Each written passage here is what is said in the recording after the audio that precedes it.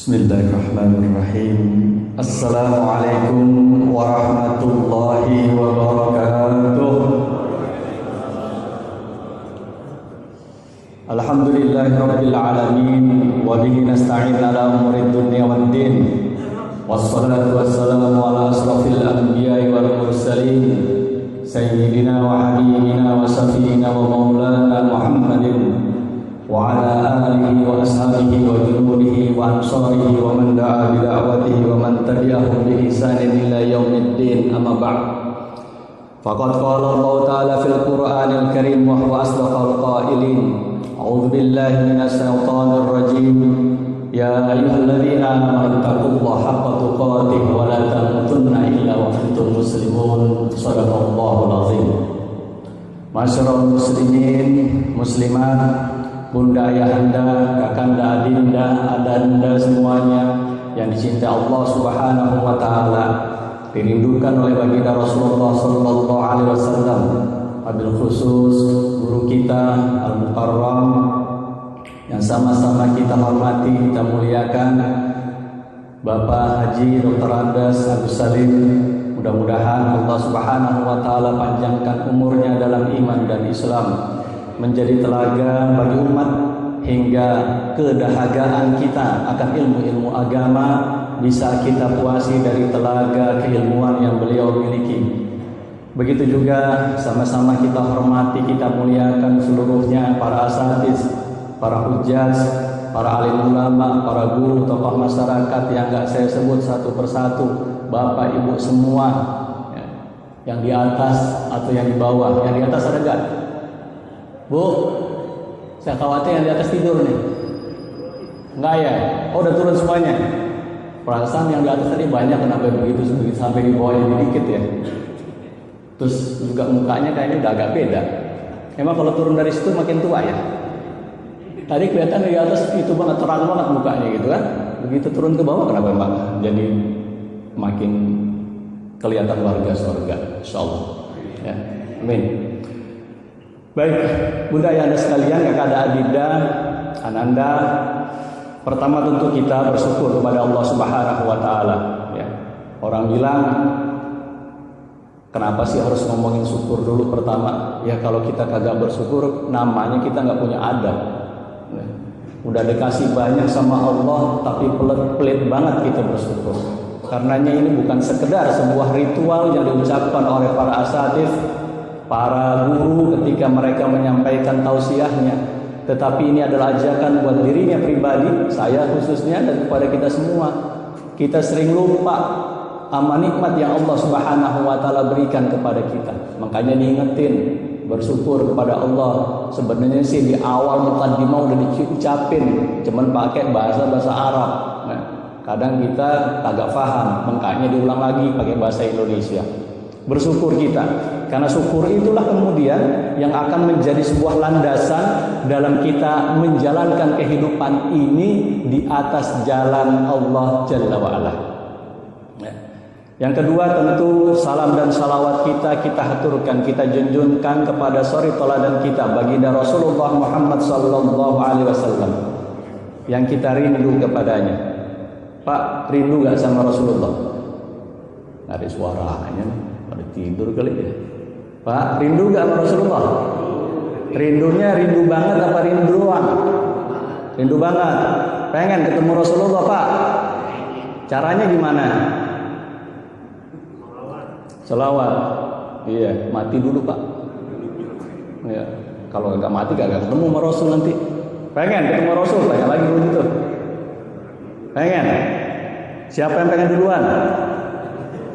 Insya Allah masalah mati siapa aja ya, gak tua gak muda. Kemarin yang usianya muda baru lahir teman saya, baru 3 hari lahir di Pekalongan udah meninggal ya. Makanya yang muda jangan belagu dipikir kagak bakalan mati duluan, belum tentu ya. Yang muda sekarang banyak yang mati ya. Yang tua jangan kemudian terus merasa kebanyakan zaman sekarang kan yang muda duluan. Kemarin di Tebet mamang saya udah tua, di atas saya mati ya, jadi udah gak ada urusan sama ini deh, sama umur, sama tua muda. Ya. Yang pasti insya Allah kita yang ada di Masjid Al-Barokah ini, kapanpun kita mati, insya Allah kita akan ketemu sama Rasulullah Sallallahu Alaihi Wasallam di surganya Allah Subhanahu Wa Taala. Makanya banyakin baca salawat ya kepada Rasulullah Sallallahu Alaihi Wasallam. Nah, Bapak Ibu sekalian yang dirahmati Allah Subhanahu Wa Taala. Pagi hari ini kita udah di hari terakhir di sepertiga pertama bulan Ramadan. Nah, pertanyaannya kita nikmatin nggak tuh yang 10 hari atau 9 hari yang udah berlalu? Itu pertanyaannya. Karena banyak dari kaum muslimin yang dia melewati Ramadan dan melakukan amal-amaliyah Ramadan dan juga amal di bulan Ramadan, dia kerjain tapi dia kagak ngerasa nikmat dari amal-amal yang dia lakukan itu. Boleh jadi tarawihnya banyak rokaatnya, kan ada tuh yang rokaatnya main banyak-banyakan ya. Boleh jadi tilawahnya. Nah, jangan-jangan sekarang di sini udah ada yang khatam Quran. Ada gak yang khatam Quran di sini? Belum? Alhamdulillah. Kalau saya sih setiap malam khatam Quran. Baca kulhu 3 kali khatam Quran itu. Ya, orang mendit kayak gitu ya. Nah, itu diamalkan. Tetapi tentu menghatamkan Quran yang dimaksud dari Al-Fatihah sampai dengan An-Nas, maksudnya begitu. Ya, nggak apa-apa. Kita kerjain aja. Mungkin udah pada hataman, saya ada di satu grup itu main cepet-cepetan. Ini seorang dari Tambun, namanya Ustadz Rizdi. Dia sekarang udah khatam 5 kali Quran. Saya tanya, Ustadz gimana bacanya? Gua gak tahu deh, pokoknya gua ngalir aja gitu. Tahu gak artinya? Agak, yang penting gua khatam. Main banyak-banyakan khatam. Bukan gak bagus, maksud saya bagus. Ya bagus. Ustadz, terus tajwidnya gimana? Alah, gue tabrak-tabrak dikit kan, Allah maaf katanya begitu. Ya Bapak Ibu sekalian, terus saya tanya, nikmat gak ketika itu? Gue kagak pikirin nikmat. Target gue pokoknya tahun ini, Ramadan kali ini, gue bisa khatam 15 kali. Dan itu bukan tidak masuk akal Bapak Ibu sekalian. Bukan tidak masuk akal. Di Condet ada ustaz, saya lupa saya nama ustaznya itu ya. Dia sehari khatam Quran, ya. Dia punya pondok tahfiz Quran gitu. Kalau nanti tanggal 17 dan bulan-bulan ganjil gitu, dia bersama santrinya itu baca Quran. Sehari khatam Quran, tapi tajwidnya bagus. Ustaz Dr. Ahmadi namanya, baru ingat saya. Nah, tapi banyak di antara kita yang bahkan sehari kita baca 1 halaman Quran, tapi kita kagak merasakan nikmat. Betul gak Pak? Bu? Ya kagak ada suaranya itu nih. Capek bikin sahur kali ya? Ngantuk. Emang kalau ibu-ibu itu emang orang paling sibuk di dunia kalau bulan Ramadan. Ya, makanya kita doain ibu-ibu kita pada sehat. Ya. Kalau dia pada sakit kita bingung sahur siapa yang ngempanin gitu kan? Buka puasa siapa yang ngempanin, canggih lah ibu-ibu itu. Nah, baik Bapak Ibu sekalian, karenanya saya ingin menasihati diri saya pribadi dan mudah-mudahan juga ini bisa menjadi nasihat bagi kita semua. Gimana caranya supaya apapun yang kita lakukan dalam amal-amal soleh kita, itu kita merasakan nikmat.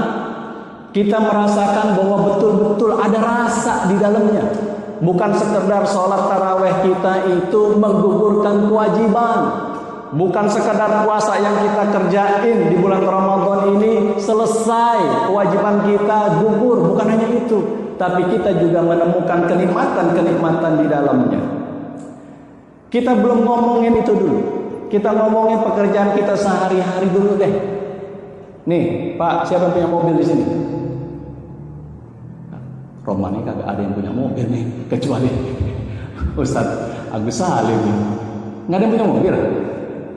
Allahu Akbar. Yang nggak punya mobil nggak ngacung, kita doain mobilnya nambah 1. Jadi masa mau doain jelek? Ya. Pak, siapa yang punya mobil? Oke, nggak ada yang punya mobil ya, kita doain lah supaya Allah beri rezeki lah buat jamaah. Inilah ya Al-Barokah, namanya juga Al-Barokah kan barokah. Oke, siapa yang punya motor? Jangan bilang kagak ada juga. Gue jitak nanti itu. Pak RW punya motor nggak? Punya, masya Allah. Berapa Pak RW? Atuh, siang banget ya RW. Mau motor, kalau motor bisa 3-4 nggak apa-apa. Yang kecil-kecil juga boleh. Pak RW, kalau Pak RW mau pergi ini dari rumah kemana ya? Ke rumah Pak Lurah deh gitu ya. Terus nyalain hidupin motor kan? Begitu starter, langsung jalan gitu. Nah, panasin dulu ya. Emang nggak boleh kalau start langsung jalan? Boleh, kata Bang Aan, teman saya tuh yang punya bengkel di situ, gitu kan?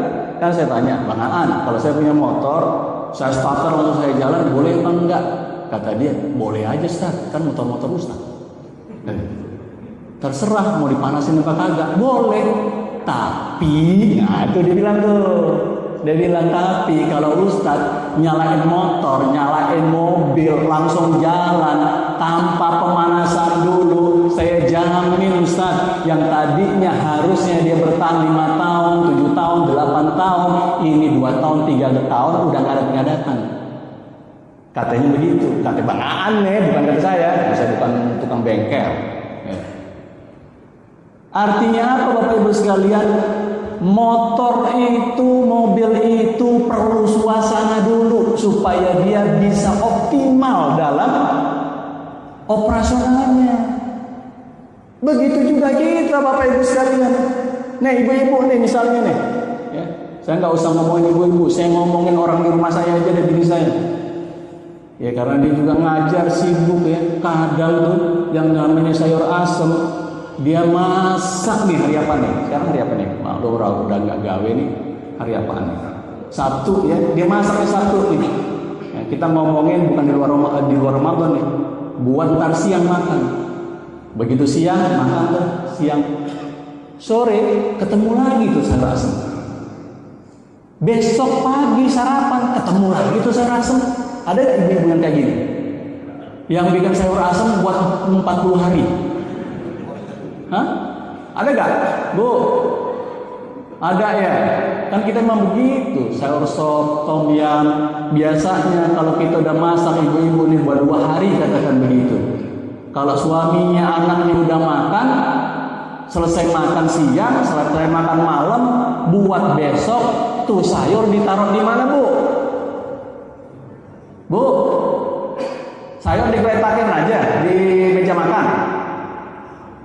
Basi ditaruh di mana? Kulkas. Kalau orang Malaysia bilang peti es kata dia. Ditaruh di kulkas. Besoknya siang suami ibu, anak ibu pengen makan lagi, dikeluarin kan tuh sayur asam, tuh sayur sop kan, langsung disuguhin ke anak kita. Diapain? Ya Allah. Makanya kalau ada teman saya yang punya mobil kagak dipakai-pakai, jarang banget dipakai, dipanasin aja tiap hari. Saya selalu bilang begini, lu punya mobil kayak sayur asem, dipanasin doang gitu. Dipanasin. Kenapa dipanasin? Supaya suasana ketika makan itu terasa nikmat. Sayur asemnya sama Bapak Ibu sekalian, sayur sopnya sama. Cuman karena dingin kagak enak. Padahal sih sampai di perut dia doang. Tapi harus kita membuat suasana sehingga sayur sop yang sama itu menjadi terasa nikmat. Nah, dalam ibadah juga kudu begitu Bapak Ibu sekalian, apalagi ibadah bulan Ramadan ini gitu kan ya. Kita perlu menghadirkan sesuatu di dalam hidup kita, dalam amal-amal kita. Salah satu masalah yang seringkali saya kerjain, saya nggak mau ngomongin mewakili kita semua nih. Salah satu yang menjadi masalah saya dalam melakukan amal-amal soleh, dalam kegiatan-kegiatan itu adalah Bapak Ibu sekalian, seringkali kita melakukan amal padahal kondisi jiwa kita belum siap untuk melakukan amal itu.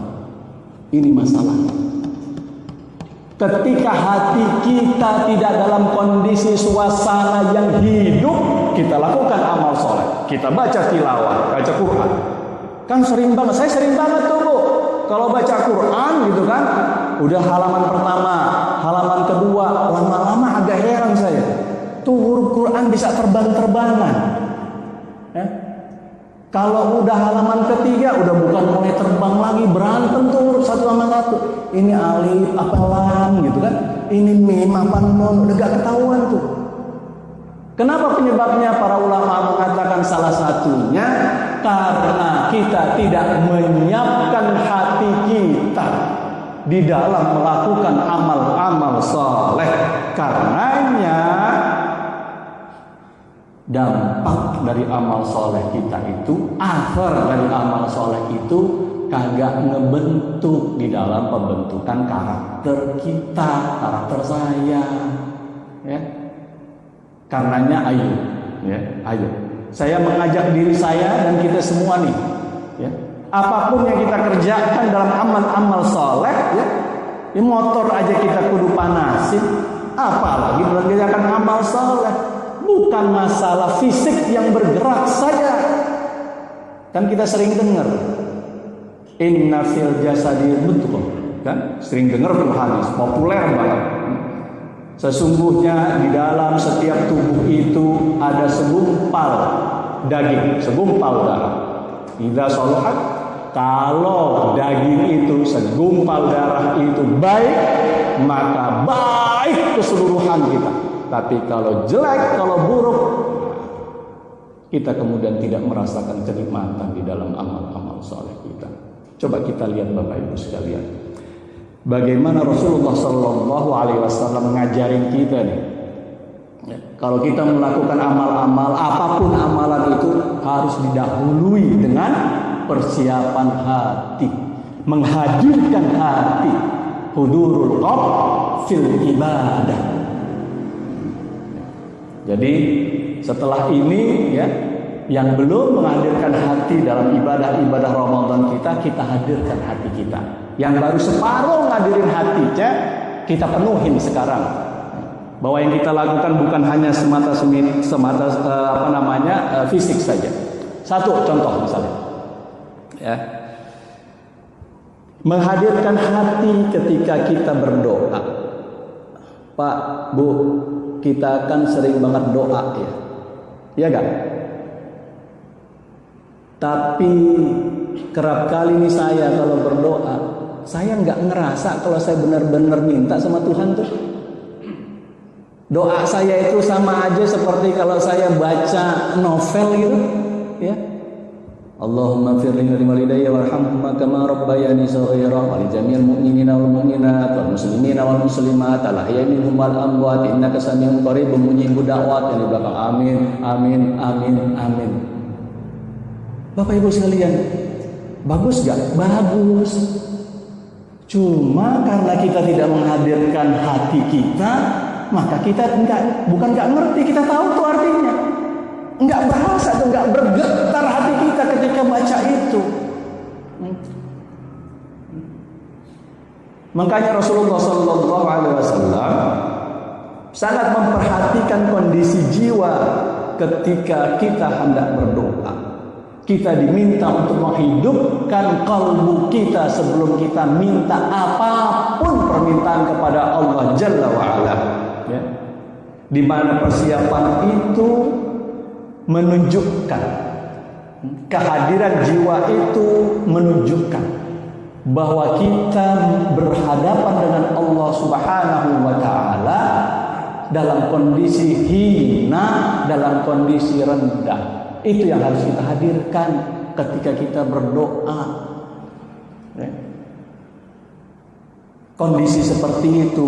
Dan apa yang diajarkan oleh Rasulullah Sallallahu Alaihi Wasallam dalam sebuah hadis sahih riwayat Abu Dawud dari seorang sahabat yang bernama Fadalah bin Ubaidillah radhiyallahu anhu. Fadalah ini unik Bapak Ibu sekalian, sahabat ini. Dia itu ahli jihad. Kemana aja Rasulullah jihad dia ikut, kagak pernah ketinggalan jihad. Pengen mati syahid tapi kagak mati-mati. Sama kayak sahabat yang lain yang sering kita dengar, pedang Allah, ya, Saifullah. Nah, Dia itu kemudian hidup sampai zamannya Khalifah Muawiyah dan akhirnya meninggal di zamannya Khalifah Muawiyah di Baghdad sana pada tahun 53 Hijriyah. Saking dia dihormatinya dan dimuliakan oleh kaum muslimin termasuk khalifah, kata khalifah kagak ada boleh yang mikul kerandanya, kurung batangnya, kecuali saya yang akan memandu kurung batangnya. Jadi itu yang namanya sahabat fadalah itu ya. Yang ngangkat kurung batangnya itu presiden, bukan presiden sebuah negara, presiden kaum muslimin semuanya. Nah, kalau kita mungkin Jokowi kali ya. Itu. Kok ada yang bilang kagak. Presiden kita itu. Nah, dalam hadis itu ya, An Fadalah ibn Ubaid radhiyallahu anhu qala sami'a Rasulullah sallallahu alaihi wasallam rajulan yad'u fi sholati. Jadi Nabi pernah di Masjid Nabawi lagi duduk-duduk bercengkrama saling memberikan nasihat dengan para sahabat. Ada seseorang rojulan, ada seseorang yang rupanya nggak jauh dari tempat Nabi duduk bersama dengan para sahabat. Dia lagi berdoa dia ya. Tapi apa? Lam yahmadillah ta'ala wa lam yusalli 'alan nabi sallallahu alaihi wasallam. Tapi ketika dia doa, dia tidak menghadirkan hati dia tidak mengungkapkan syukur yang teramat banyak atas nikmat yang Allah sudah berikan kepada dia tidak membaca hamdalah. Dan dia juga tidak mengungkapkan syukurnya akan kehadiran junjungan Rasulullah sallallahu alaihi wasallam yang memberikan jalan terang menuju kebenaran dan kesuksesan dunia akhirat, sang baginda Al-Mustafa sallallahu alaihi wasallam dengan baca salat. Jadi ini orang baca doa, minta sama Tuhan, minta sama Allah, langsung minta aja. Kalau zaman kita mungkin, ya Allah, rumah saya cuma 2, tolong kasih saya 3. Langsung begitu, kagak ada preambelnya, nggak ada pendahuluannya. Maka kemudian kata Rasulullah sallallahu alaihi wasallam, ajjalah hadza. Orang yang doa kagak baca hamdalah, kagak baca salawat, maka orang itu adalah istijal, kata Rasulullah. Keburu-buru. Udah pengen aja hajatnya dia sampaikan kepada Allah, tetapi dia tidak mensiapkan hati dia menunjukkan bahwa Allah sudah ngasih nikmat yang banyak, bahwa Rasulullah hadir bersama dalam kehidupan dia sehari-hari, langsung minta aja. Istijal orang kayak gini, buru-buru. Bagus gak buru-buru, Bu? Gak bagus. Al-istijalu minas syaitan. Buru-buru itu adalah bagian dari konco-konconya setan. Pertanyaannya Bapak Ibu sekalian, ya, gimana dong? Nggak usah sama Allah, ya, sama orang aja gitu kan, tetangga kita lagi perlu. Wah, gue lagi perlu duit 1 juta nih. Tangga gue kayaknya kaya juga tuh, ada duitnya datang. Assalamualaikum, salam. Pak Haji, iya, ada apa? Pak Haji, saya pinjam duit Pak Haji 1 juta. Ntar kapan-kapan saya ganti. Kalau saya ingat saya ganti. Tiba-tiba datang, nggak ngomong apa-apaan, langsung minta duit. Kasih Pak Haji, saya tahu Pak Haji punya duit. Kalau Pak Haji nggak ngasih, awas, jangan keluar rumah. Emang kenapa ya Pak Haji? Hujan kenceng. Kita pinjemin nggak kalau ada orang minjem tiba-tiba kayak gitu? Kayaknya nggak punya adab banget tuh orang. Nggak punya adab. Kan kudunya kita pelan-pelan. Assalamualaikum Pak Haji, Waalaikumsalam. Sehat Pak Haji? Sehat. Bu Haji sehat? Sehat. Anaknya Pak Haji? Sehat. Pembantunya Pak Haji? Sehat juga. Kucingnya Pak Haji? Sehat. Tanamannya sehat juga. Lu ngapain ditanya semua punya gua? Enggak gini Pak Haji. Itu anak saya kan masuk sekolah. Ya. Dia itu yang pintar banget Pak Haji. Sayang kalau dia nggak melanjutkan sekolah. Ya, cuma memang biayanya agak mahal Pak Haji, 17 juta. Masuknya di SNPIT. Saya baru punya 16 juta. Pak Haji, kalau Pak Haji ada kelebihan, boleh gak saya pinjam 1 juta? Ntar saya gantiin. Ya. Kan yang dengar resep jadinya. Oh, 1 juta. Jangan kan lo pinjam 1 juta, kata Pak Haji. Lo pinjam 50 juta, gua kagak kasih. 50 juta kagak ada. Nih 1 juta. Kapan balikin nih Pak Haji? Udah, kalau lo punya duit lo balikin. Kalau lo nggak punya duit, kita ketemu di akhirat aja ntar. Ngancem lagi kan? Iya. Kan enak kita kalau kayak gitu. Nah, sama Allah Subhanahu Wa Taala juga begitu. Enak aja. Emang gua ATM.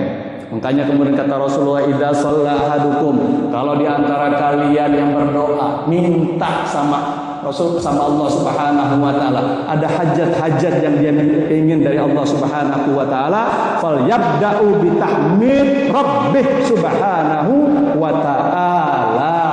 Maka hadirkan hati kita, awali hati kita dengan mengungkapkan hamdalah, rasa syukur kepada Allah Subhanahu Wa Taala, wa tsana'i alaihi, dan memberikan pujian kepadanya. Summa yusalli 'alan nabi sallallahu alaihi wasallam, summa yad'u ba'da bimasya, baca salawat, baru kemudian minta apa aja yang kudu minta.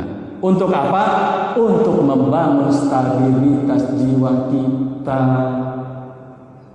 Tapi yang benar baca hamdalahnya, bayangin tuh nikmat Allah yang udah diberiin ke kita.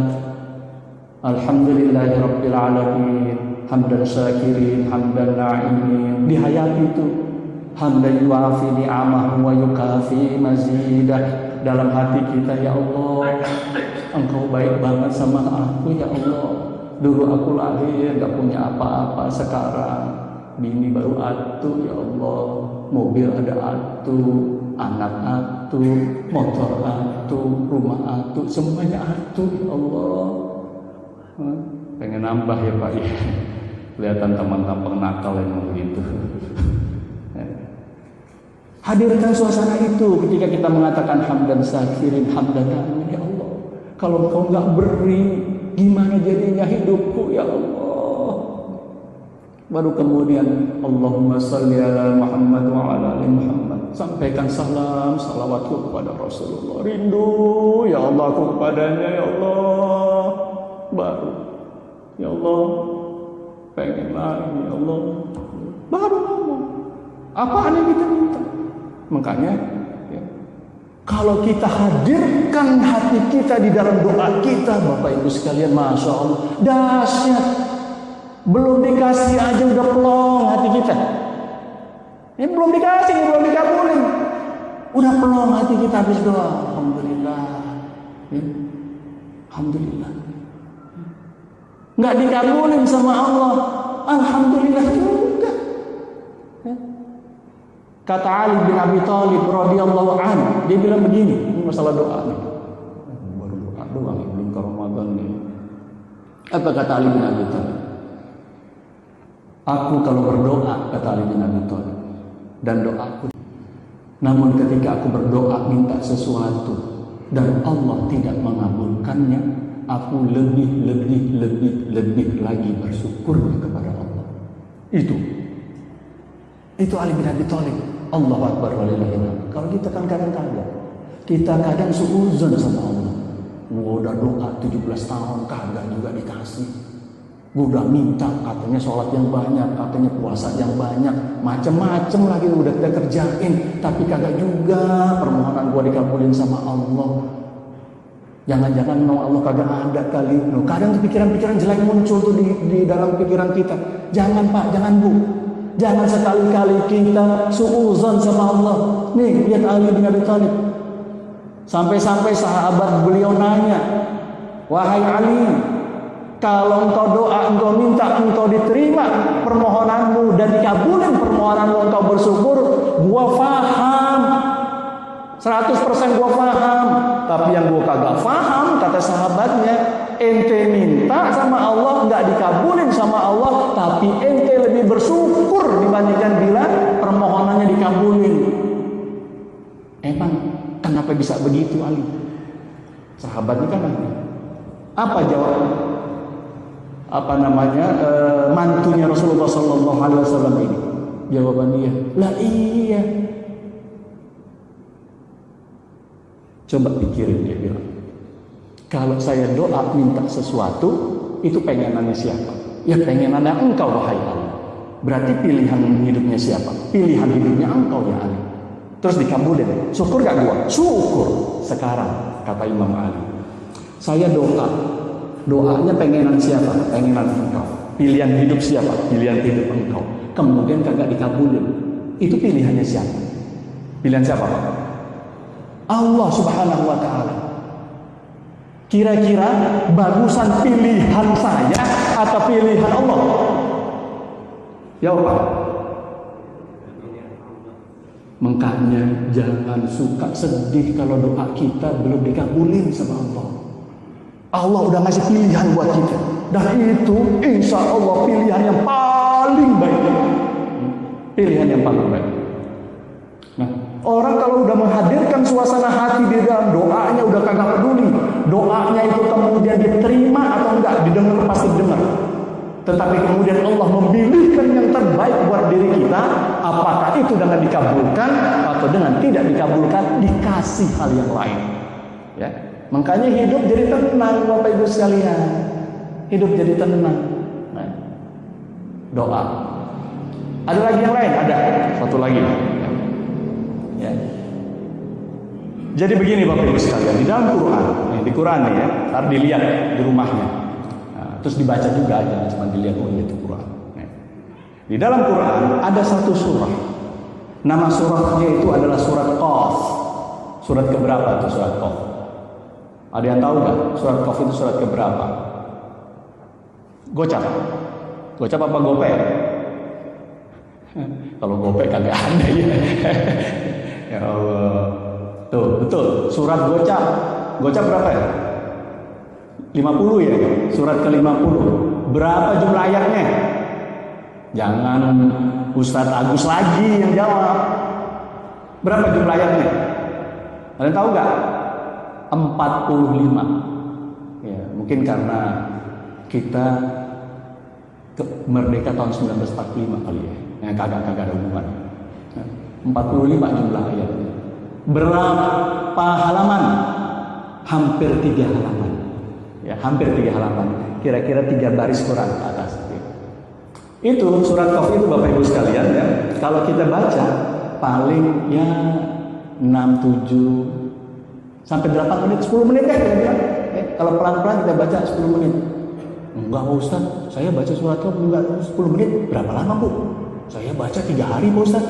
Oh iya, dia bacanya geratur, alif fathah, ba fathah, ba. Itu kalau begitu bukan 3 hari, bisa 2 bulan kalau begitu baru selesai. Kalau lancar, tartil mungkin 7 menit lah gitu. 7 menit. Nah, Bapak Ibu sekalian, nanti coba dilihat di beberapa tafsir. Saya lihat di tafsir Qurtubi dan tafsirnya Ibnu Katsir. Tetapi bukan di tafsirnya ya, di tafsir ayat-ayatnya ya, tetapi dalam muqaddimahnya.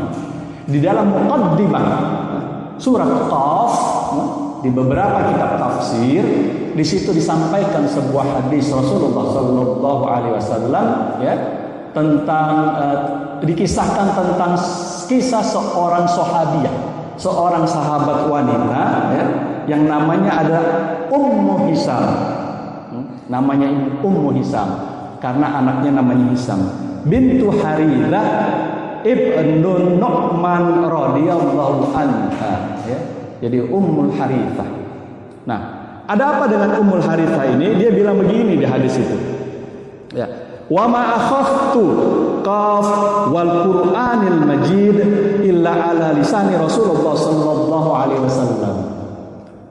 Kata beliau radhiyallahu anha ini, saya itu hafal surat Qaf wal Qur'anil Majid ya, yang 45 ayat itu, yang 2,5 lebih lah, 2/3/4 halaman itu, saya hafal surat Qaf Bukan karena saya ngafalin. Kalau kita kan ngafal Quran itu kan karena sengaja kita hafalin kan, ya. Tapi bukan karena sengaja saya hafalin. Enggak. Saya itu dengar langsung dari Rasulullah Sallallahu Alaihi Wasallam, dari lisan Rasulullah Sallallahu Alaihi Wasallam. Ya kalau kita ngafalin ini kan, kita kemarin Ustaz Agus Salim itu nyampein di Mujahidin bagus tuh. Kalau kita mau ngafal Quran, nggak peduli masalah umur, mau muda, mau setengah tua, mau tua banget. Kalau kita punya semangat buat ngafalin Quran bisa. Caranya salah satu kemarin yang disampaikan oleh guru kita ini adalah mengulang-ulang bacaan. Kemarin berapa? 40 kali ya Ustaz ya? 40 kan ya? Paling nggak 40 kali. Itu satu ayat kita ulang 40 kali. Sampai doer ke mulut kita tuh. Nun, nun, nun, nun. Kakek Ainun, ada apa Be?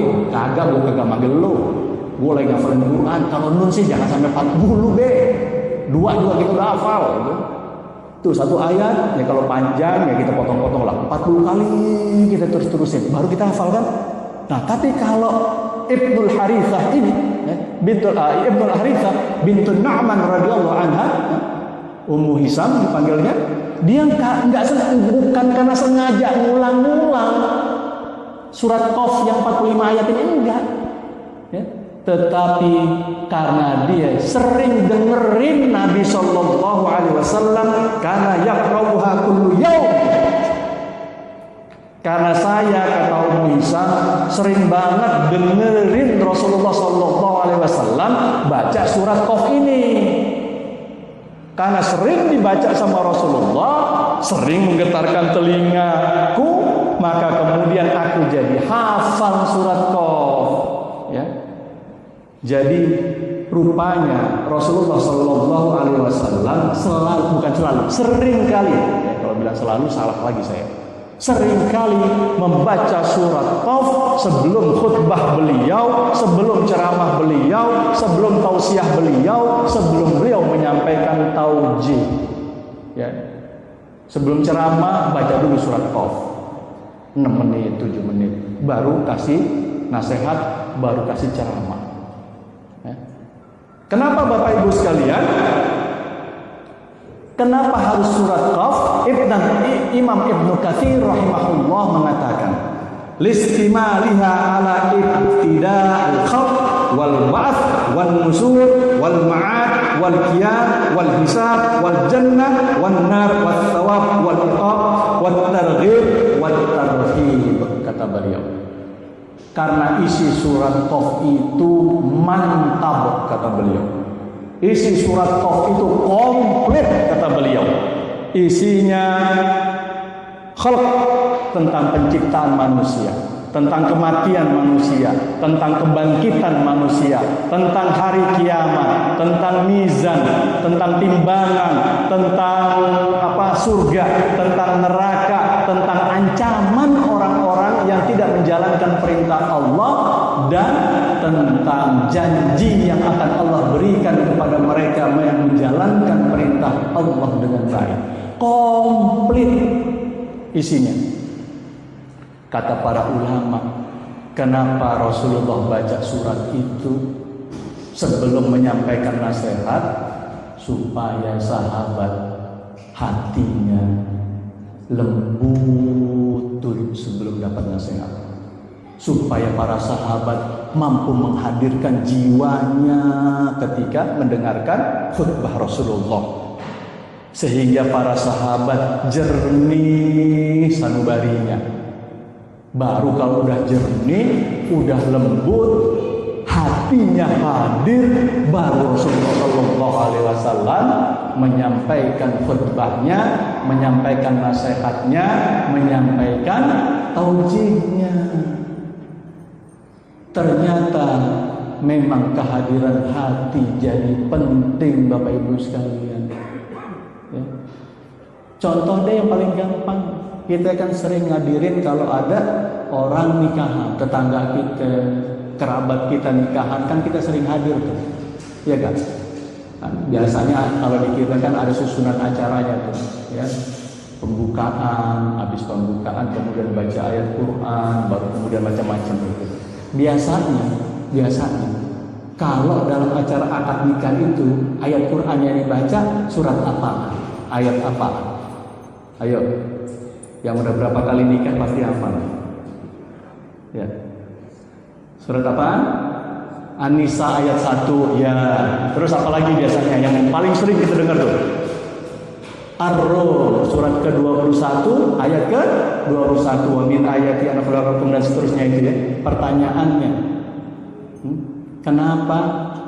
kenapa harus surat Ar-Rum atau surat An-Nisa? Kenapa? Karena ingin bangun suasana dulu Bapak Ibu sekalian. Pernah nggak dalam acara akad nikah kita dengarkan ayat-ayat suci Al-Quranul Karim yang akan disampaikan oleh saudara kami Bapak Ahmad Joko. Kepada Bapak Ahmad Joko kami persilahkan baca. A'udzubillahi minasyaitonir rajim.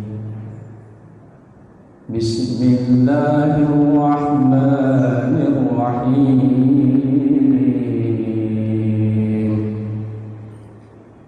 إذا زلزلت الأرض زلزالها وأخرجت الأرض أثقالها وقال الإنسان ما لها.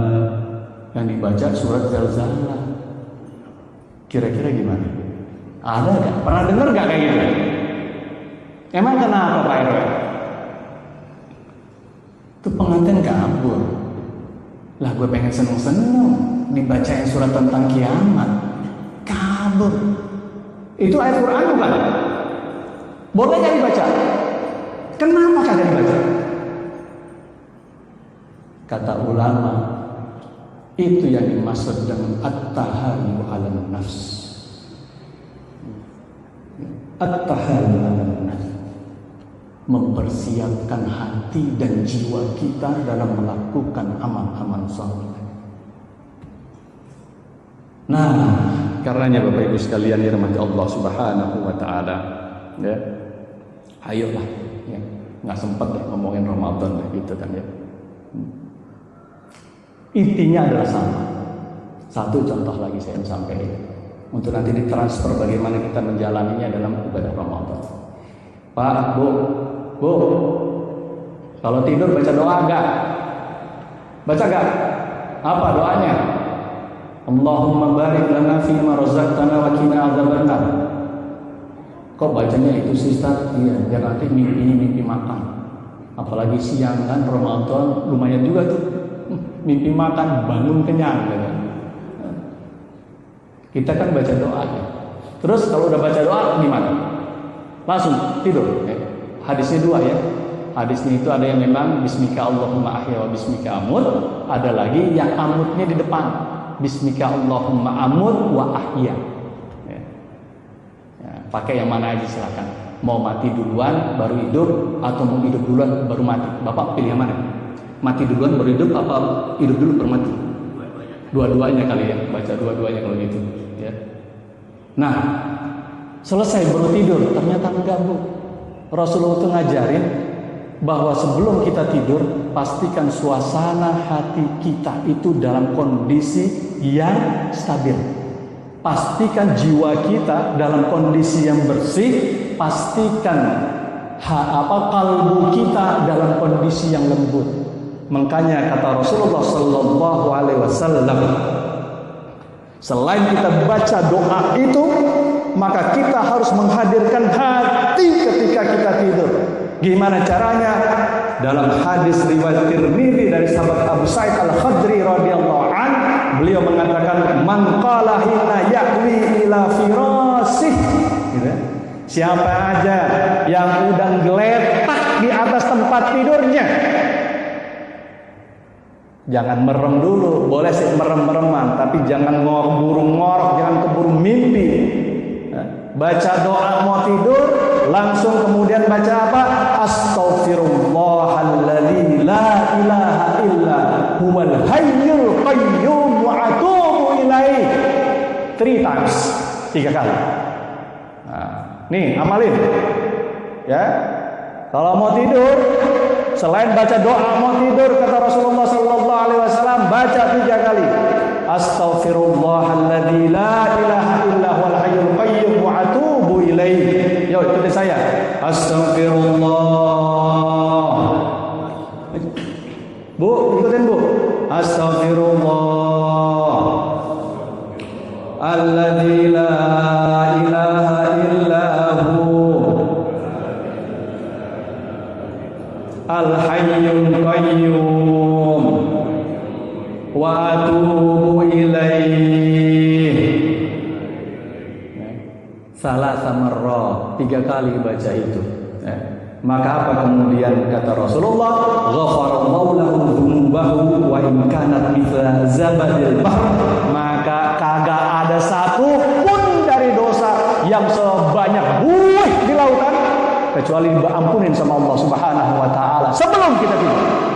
Pengen enggak dosa kita diampunin sama Allah sebelum kita tidur? Amalin 3 kali itu baca istighfar itu. Ibu sekalian. Bahkan sebelum tidur, suasana hati kita harus dibangun, ya Allah. Sambil bayangin dosa, aduh dosa sama bapak gua hari ini. Dia suruh gua ngecat pintu, yang gua kecat adalah jendela. Ya Allah, emak gua, ibu gua tadi suruh gua belanja ke pasar, beli cabai, ya gua beli duren. Bayangin tuh tetangga gua bentak-bentak sambil baca astaghfirullahalladzi la ilaha illa huwal hayyul qayyum wa atubu ilaih. Salat subuh kesiangan, salat siang kesubuhan. Bayangin itu kesalahan-kesalahan kita, maka diampuni. Suasana hati kita jadi tentram, Bapak Ibu sekalian, ya. Makanya kan Abdullah bin Amr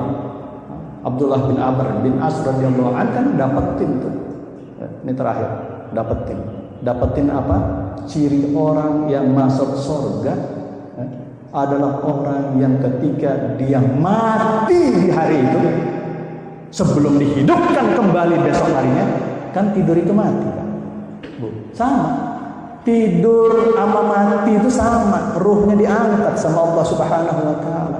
Cuman kalau orang mati, ruhnya kagak dimasukin lagi terus. Tapi kalau orang tidur, ruhnya dimasukin lagi. Makanya doanya doa mati waktu kita mau tidur. Ya Allah, dengan namamu ya Allah, saya mati. Gitu kita bilang. Ya, saya mati dengan namamu ya Allah. Ya, ceritanya populer. Ada orang masuk ke Masjid Nabawi, bawa sendal.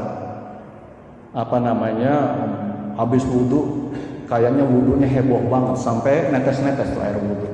Sebelum itu kata Nabi, bentar lagi lo pada lihat nih, ada ahli surga bakalan masuk.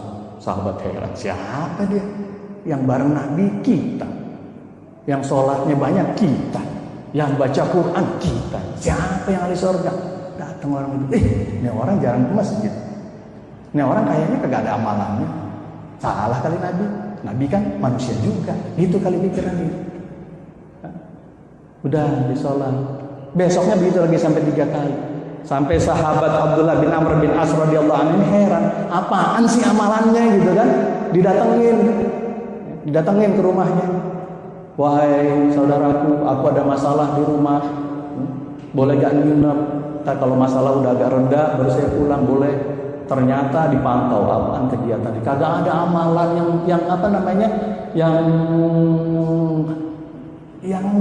gede lah gitu kan, biasa aja. Paling kalau dibalik dia zikir gitu kan. Sampai 3 hari sahabat Abdullah bin Amr bin As ini udah kagak ini, akhirnya dia ngomong, sorry bro, gua kemarin bohong dikit gitu kan, karena gua penasaran apa kata Rasul, katanya ente itu ahli surga. Yang bener bro. Kata siapa? Kata Rasulullah bro, swear. Benar bro. Emang amalan ente apa sih? Gua kagak ngeliat selama 3 hari. Kata dia, ya emang amalan gua itu aja, kagak ada lebihnya. Yang benar bro, amalan jangan diumpet-umpetin, bagi biar kita semua bisa masuk surga. Gua kagak punya amalan. Bro, please deh bro, please. Dikit aja bro. Kagak ya yang lo lihat itu amalan gua. Kecewa kan Abdullah bin Amr bin As pergi. Ya deh kalau begitu bro. Ya, kita ketemu lain kesempatan. Ciao, pergi. Nggak begitu jauh dipanggil. Bro, sini bro. Ada apa? Gua keingetan. Mungkin kata dia, mungkin. Tapi saya nggak tahu benar apa enggak. Mungkin ini kali. Apaan bro? Saya itu kalau tidur, sebelum mata saya terpejam dan kemudian saya mati di hari itu, saya bayangin wajah saudara-saudara saya. Siapa yang udah nyakitin gua? Fulan nyakitin gua. Siapa dia? Oh, si Fajri nyakitin gua maafin. Oh, si Joko maafin nyalahin gua maafin. Siapa aja yang bersalah kepada saya, maka saya maafin di malam hari itu. Saya kagak mau tidur dalam kondisi hati saya bergejolak dengan dendam, kesumat, hasad, dengki di hati. Apa kemudian kata Abdullah bin Amr bin As radhiyallahu anhu? Itu bro, itu yang gua bisa ngerjainnya. Itu yang jadi kunci surga bagi ente. Masya Allah, menjelang tidur bu, jangan nginget-nginget suami yang nyakitin kita bu. Ya bu ya, ingetin yang baik-baik aja dari suami kita. Ini suami juga begitu. Begitu mau tidur jangan pernah ada ghil di dalam hati kita terhadap istri kita, terhadap anak-anak kita. Allahu Akbar, gua udah capek kerja seharian, banting tulang kagak ada kayu, gua banting. Masak begini doang, kalau begini gue juga bisa beli di warteg. Jangan begitu pak. Udah beli aja, gak usah ngomong. Hilangin tuh sama tetangga sekarang, maafin. Ya dengan begitu maka insya Allah suasana hati kita begitu nanti Ramadan, suasana hati itu kita bangun pak. Ya udahlah, yang masih musuhan sama tetangganya, masih musuhan baba sama anak masih musuhan, udah ketemu. Ini masih hari ke-10 ya. Saling maafin. Kalau kita bangun suasana hati itu insya Allah nikmat rasanya Ramadan ini. Khusus kita menjalani Ramadan. Kalau kita masih menemukan di 20 hari terakhir bulan Ramadan ini ketidaknyamanan dan ketidaknikmatan serta kelezatan dalam menegakkan amalan-amalan Ramadan, tanya sama hati kita, apa yang salah dengan hati kita? Jangan nunjuk orang lain, karena sesungguhnya boleh secara jadi hati kita lagi kotor. Aku lupa lihada fastaghfirullahaladzim walakum walafaminkum. Wassalamualaikum warahmatullahi